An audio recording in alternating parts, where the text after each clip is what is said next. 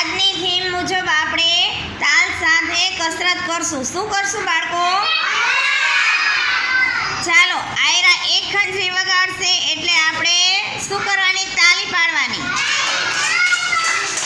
ચાલો, બસ.